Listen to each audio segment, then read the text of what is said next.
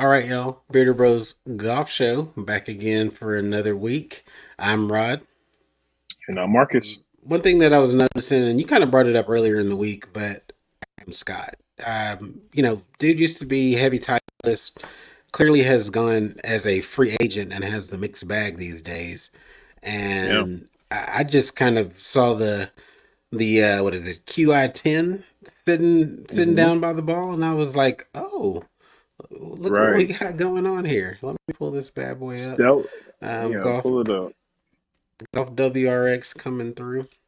So we got I think what you pulled up earlier was the him, switching over from the Miuras to the Strixon. So let me Yeah. jump down to the irons first.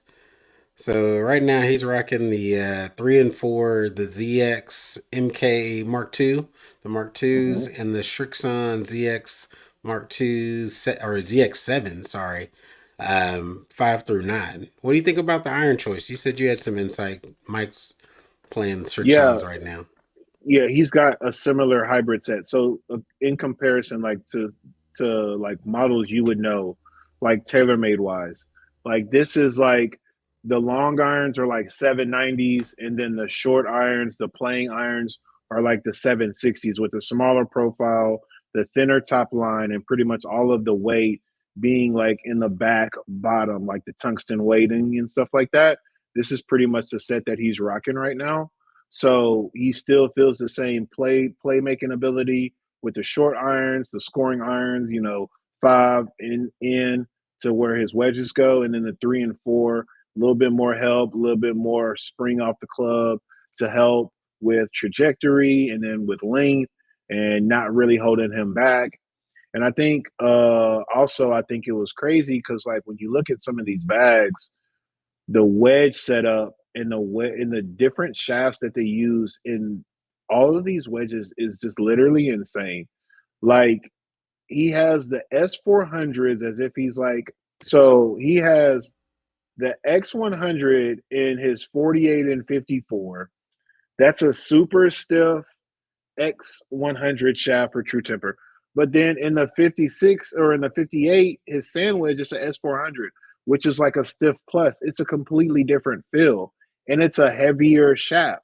So to me, it's just like they have been so like in tune with their game that they know what shafts they need for each individual wedge. To me, that is just like insane. Like even How for guys dialed like there, yeah. this, yeah, they're so dialed.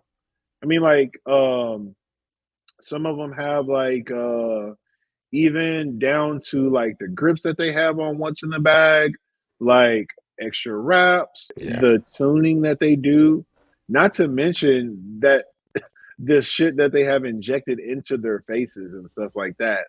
Like just to get Or the weighting together and stuff tape like or that. whatever. Mm-hmm. Absolutely, bro. But yeah, Let's go let's get back. back into the bag. Yeah, Go yeah, back yeah. up to his woods. 7 wood, by the So way. 7 wood TaylorMade Stealth, 21 degrees. And I wonder, sometimes when they go 7 wood, and have you seen some 9 woods before, if that's course specific for that Yeah. particular week and just, some specific need. This Graphite design, they're taking over right now. So I think Tiger's even playing this Graphite design shaft in a Yeah, couple the of his. So 2ADs are that really one's, good shaft. yeah. 5 woods, TaylorMade Stealth 2. hmm 18 degrees, Fujikara Ventus TR Blue 9X. That's crazy. And I guess the burner, I don't know if he Mini was going in driver. between. Yep. Using this as maybe as a 3 wood, Yep. a little hmm bit, little bit, lower trajectory, rather than maybe the 14 or 15 degree.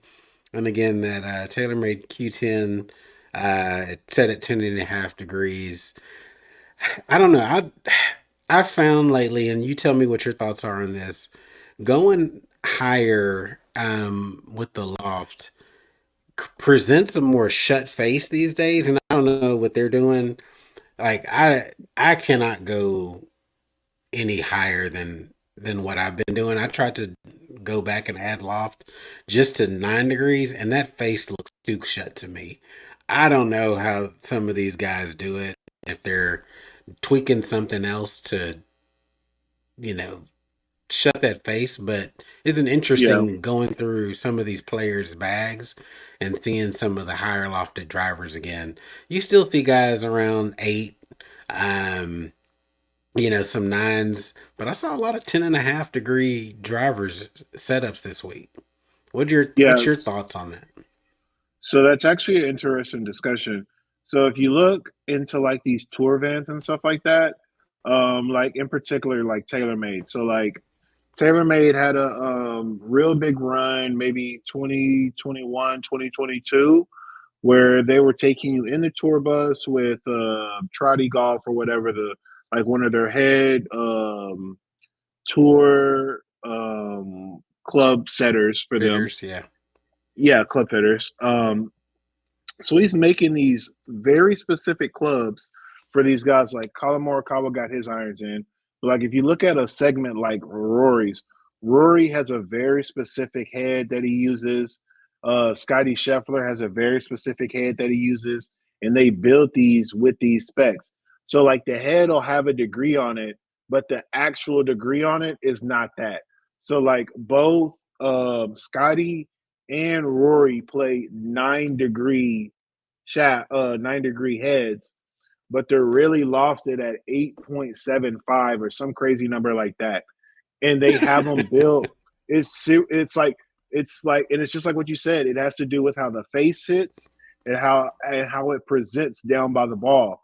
Because just like you said, if it doesn't look right down by the ball, I'm not even gonna have the confidence to swing it. So like it's definitely very apparent like when you see things like that. So it's even interesting that you brought that up because like definitely even me playing 10-5 and 10 and 10 and a half my whole life, it still looks shut like this new driver that I'm playing, the TSR3. Dude, like I feel like I have to open it up to feel like it's square. And even then, like it still feels like real like janky. So it takes some eye training to get used to that, bro. Like that's a No, really good no point you doubt. brought up.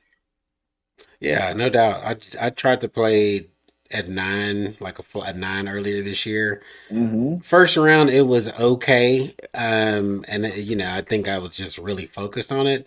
Second round, I tried to play with it. I just could not do it, and I ended up on the left side of the course the entire round, and Yep. I ended up, flipping it and changing it because I just couldn't stand it. I was like, I don't need the assistance to turn the ball over right to left. I don't need Right. the artificial, the club. That's just not. That's not. I've never had a hard time hitting a draw with the Mm. driver, and so yeah, I think it's just an interesting thing. I think most players are accustomed to hitting a cut, the interesting part, and we're going to get into it when we talk about the Matsuyama and why he was able to kind of dominate on some holes where people struggled this week. It was very interesting to see how many pulls and people were really struggling to start the ball on the left hand side this week and just let it turn over, Yeah. including people who traditionally Fade the have ball. a reliable cut, like a Gary Yep. Woodland. Or Was having a JT. really hard time with that. Yeah, exactly. You get a lot of stuff out of this channel, y'all. A little business knowledge, a little technical golf knowledge, a little BS in here and there. You're in a well-rounded environment. So, Absolutely. uh, hit that subscribe button, hit that membership button. We got you covered on all things golf.